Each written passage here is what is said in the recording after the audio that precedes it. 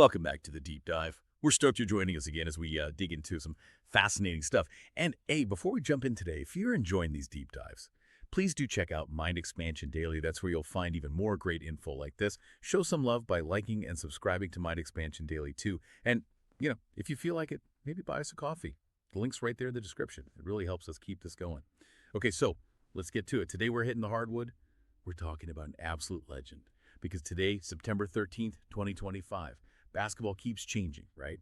Three-pointers everywhere, incredible athletes.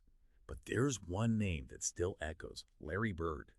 The hick from French Lick. He didn't just play the game, he kind of rewrote the rules. So our mission today, let's unpack the magic, his goals that shot, the basketball IQ, the leadership, and the big question. Do his moves, his style still resonate? Can they inspire today's game? It's a fantastic question because Bird's influence isn't just nostalgia. It's still felt really deeply. We're talking 1980s, right?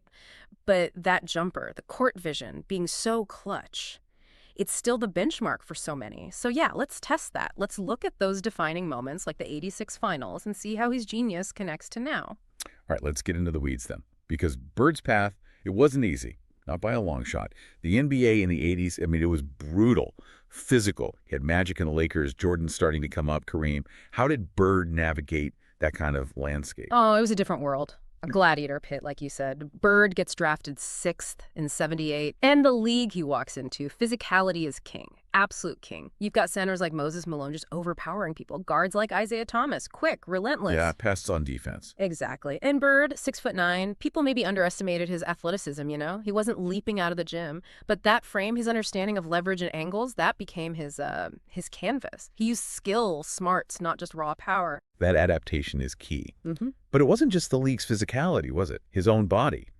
It really fought against him. Oh, absolutely. That's a huge part of his story. Injuries were, they were maybe his toughest opponent. Yeah. By 85, that chronic back pain was already a major thing. And it came from, believe it or not, shoveling gravel for his mom's driveway back in 81. Shoveling gravel. You can't make that up. Right.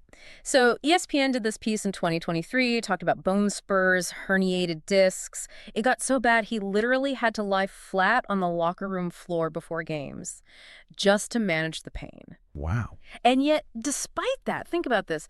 He played 82 games in 6 different seasons, averaged 24 points, 10 boards, over 6 assists for his career, even with his body breaking down. That's good. Just sheer resilience, especially back then. No load management, none of that. You played through it. That gravel story, it says so much. Yeah. And the pressure wasn't just physical, right? There was other stuff off the court. Definitely. That often gets overlooked. A white kid from rural Indiana, he carried that whole Great White Hope label, which was heavy, especially as the league was becoming more prominently black. Go. So there was intense scrutiny. We found some fan posts from back then, media stuff rediscovered in 2024. Sometimes it got ugly, racial undertones, taunts from crowds, media pressure. It tested him constantly, but his focus, just win, that's it. And the work ethic. Kevin McHale tells stories, Bird shooting 500 jumpers every single day. Oh, wow. He turned all that pressure, all that adversity into fuel. Grit just defined that era, and he had tons of it.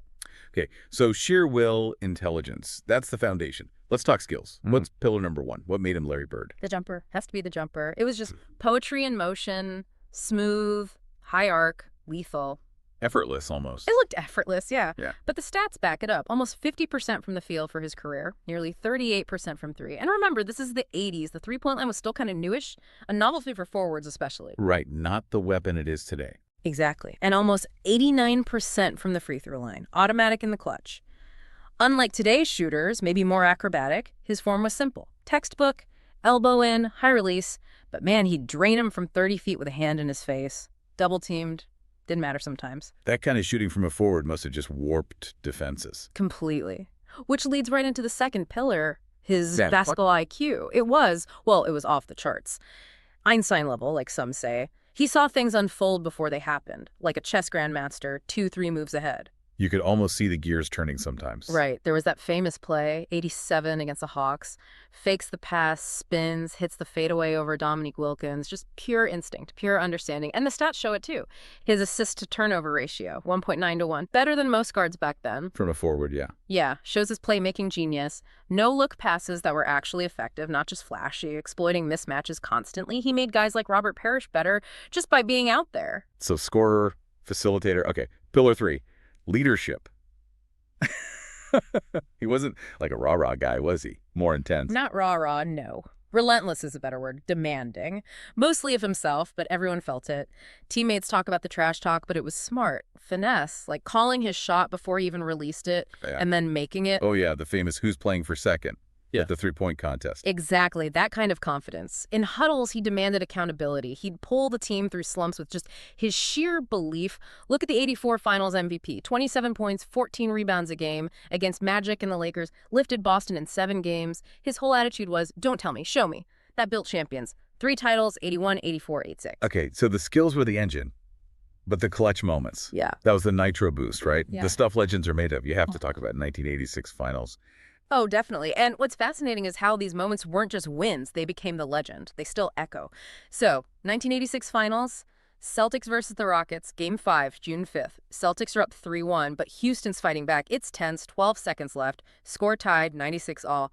Bird just reads the inbound pass, steals it, drives, hits this fading jumper over Ralph Sampson, who is, 7'4"? Unbelievable pressure. Right. Ball goes in. Boston wins 97-96. They clinch the series 4-2 a game later.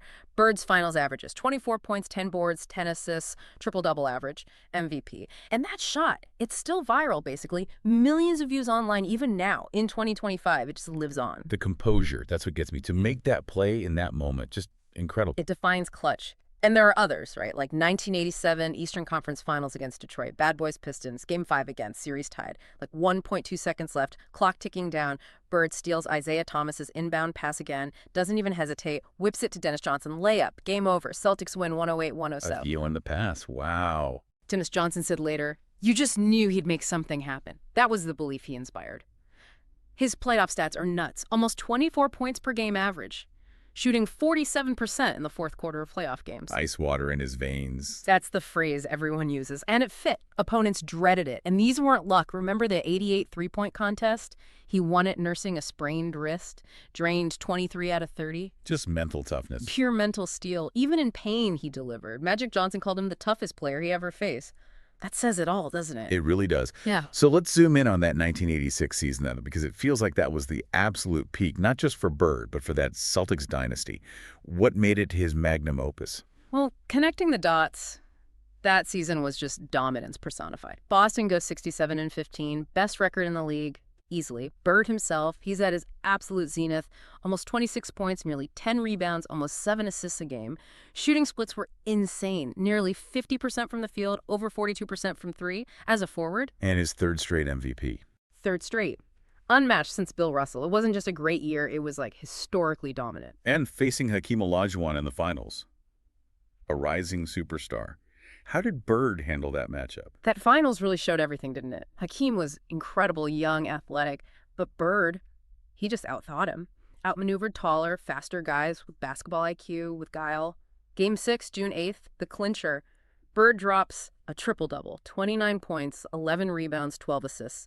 Seals the 114-97 win. Just took over. Completely. And his leadership. Mikal was slumping a bit in that series. Bird's on the sideline talking to him, firing him up. It worked. That 4-2 series win wasn't just a title. It really felt like Bird's masterpiece. Skill, grit, clutch moments all in one season. His playoff PER that year, 25.4, was top in the league. Fans online still talk about it. Bird in 86 was a cheat code. Yeah, I've seen those posts. That third ring, it cemented him. Pantheon level, no question. But then there's a flip side.